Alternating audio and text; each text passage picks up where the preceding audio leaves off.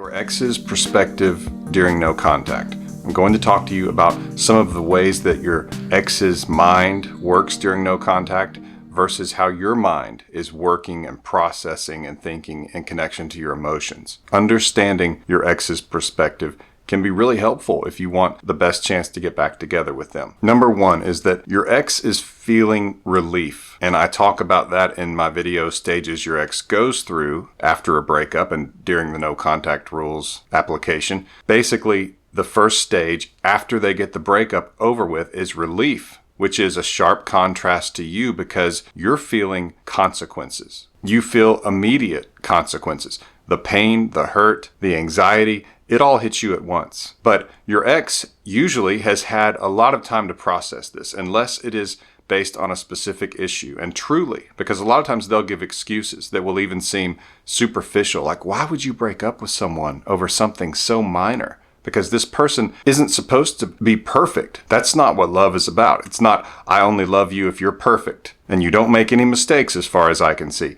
That's not love. So why is it that something that seems so superficial would make them want to break up with you? Well, the answer is that most likely that's not the real reason. The real reason is that attraction has fallen. And so one rule of thumb in understanding the breakup is that if it doesn't make sense to you, in other words, if you say, I would never break up with them because of some small reason like that, if it doesn't make sense to you, then usually it's because attraction has fallen, and it's fallen to the point that something like that makes them feel like that that's all that they can take, that they want to end this because of that, even though that's more like the straw that broke the camel's back, so to speak. It's that little last bit of weight that makes everything else become too much, which means it's not the real reason. It's the iceberg, the top of the iceberg sticking out of the water. It's not all the issue. It's almost always a drop in attraction, and that's motivation to be with you. And so if they wanted to be with you before and it was really intense, then this small excuse wouldn't ever push them away. But when the motivation, which is attraction, when it falls enough, even the little things will just make them say, I've had enough, and they'll back away. And because all this time has passed where they've thought about it, maybe they've had disagreements with themselves to where they get to the point where they say, no, I'm going to try again. And they've done that a few times. And hopefully they would have talked to you at least about it some, but sometimes they don't. Sometimes they keep it to themselves until it reaches a point where they are so far gone as far as their attraction for you that they break up with you. And you, because you haven't been having these thoughts, you haven't been debating the topic of separating or breaking up with them, but they've been debating it with themselves. And so they've had those emotional back and forths, and they know pretty much now what they want, what they feel. And of course, when they actually break up with you, they might say, I don't know what I want anymore, because in the moment it can make them feel that way. But they have been able to at least reach a point where they feel like they can make a decision. So there is some degree of certainty, even though it's not 100%, but it's at least enough to where they decide to do it. And for you, this is possibly the first time it's been introduced to you. You didn't expect it, which means you're going to experience emotional shock and all these consequences, and it can seem overwhelming. How can this be true? We've got to talk about this because it seems so absurd to you, because you know the history between the two of you, and it feels like this is a wonderful thing, and we're meant for each other. We have plans for the future. We're committed, which means, at least from your perspective, commitment means that you're going to experience imperfections. You're going to experience downtimes, times where you may be upset at them. You may not want to be around them as much, but that doesn't mean that you end the relationship, because commitment means you stay even when it's difficult, even when it doesn't seem like it's what you want in that moment. You give it a lot of time, you give it a lot of work, and you try to keep things together. But they have reached a point where they are abandoning the relationship, and it probably took a long time for them to get there. So for them, it feels like relief because they've gotten the difficulty of telling you, which they probably dreaded. They may have even put it off, but they finally gotten it over with. And now they feel some relief because they think at least it's going to get easier from here. They think it's going to hurt for a little bit, but then it's going to get easier. But you don't think that way. You are thinking pure consequences. It's just been introduced to you, so you are just starting to experience the pain, and it's like an explosion. So you can see where the two of you are very far apart. You are polar opposites in terms of what you are experiencing. Number two, longing versus irritated.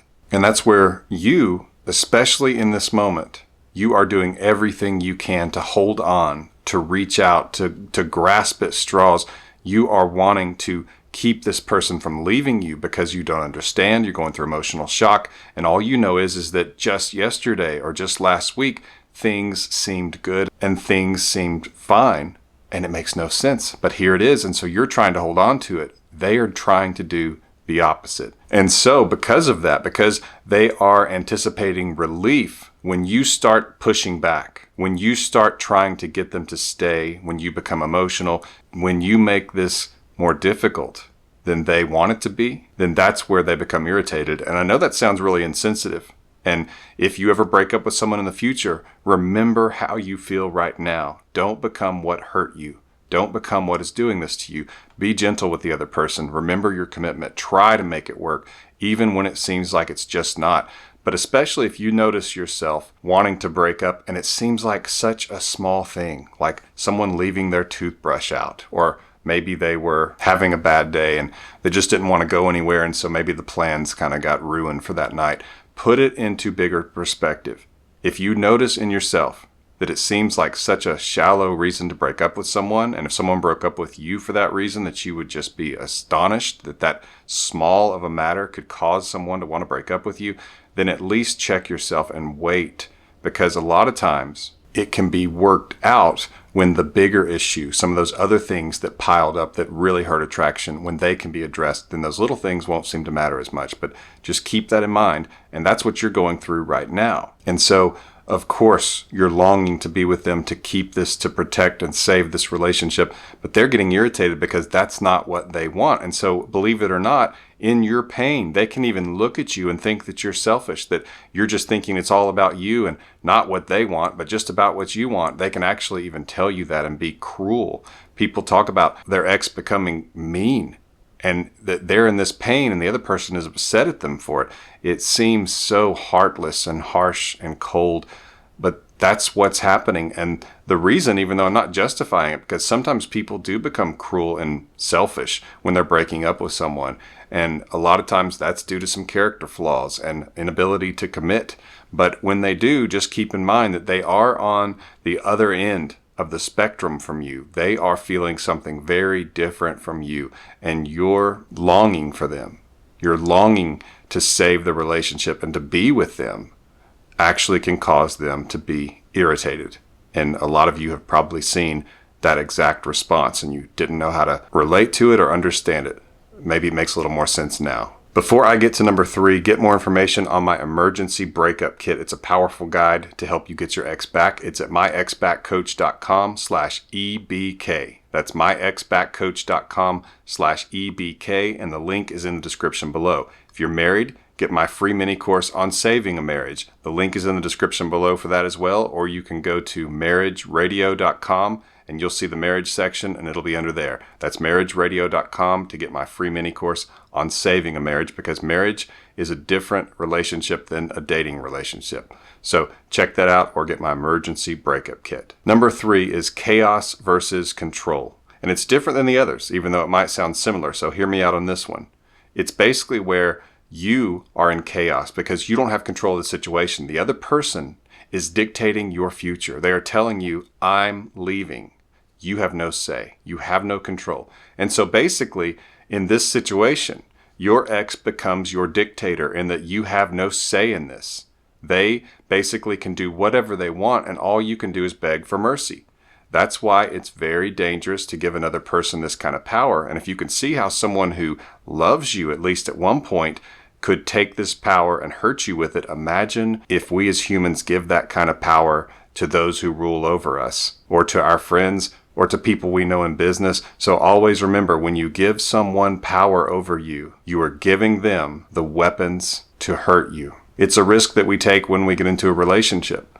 But at the moment, you are experiencing chaos. Nothing makes sense. You have no control. You can't hold on tightly to anything. And they feel completely in control because they're making the decision. You are at their mercy. That's why people beg.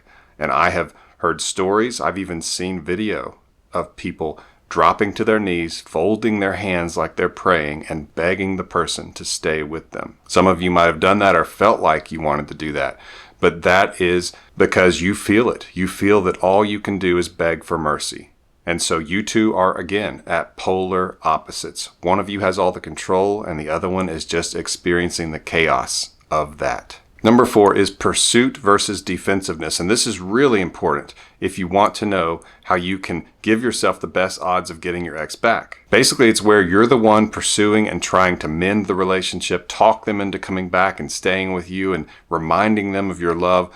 And they are actually defending against you. And the problem is that they can really get used to that. And they can start defending the position even if they start to feel some changes. You've probably been there. When the other person who's arguing the counter argument makes sense, and yet you stay dedicated to your position because you think, well, I've thought about this before, so I was pretty sure about it. So I'm going to stick with my position even though they make a lot of sense. And so when you pursue a lot, they can become so defensive that even if they start to have a change of mind, they can fight against it because they are used to being in that defensive position. And you don't want to put them in that because then they start seeing you as an adversary, like you're on the opposite side of the table instead of sitting beside them, like you two are not on the same team. And there's already going to be some of that. But the more that you push and demonstrate that you are completely on the opposite side with this, that you want them back 100%, that you want the relationship 100%, and they don't, they realize that the dynamics are different.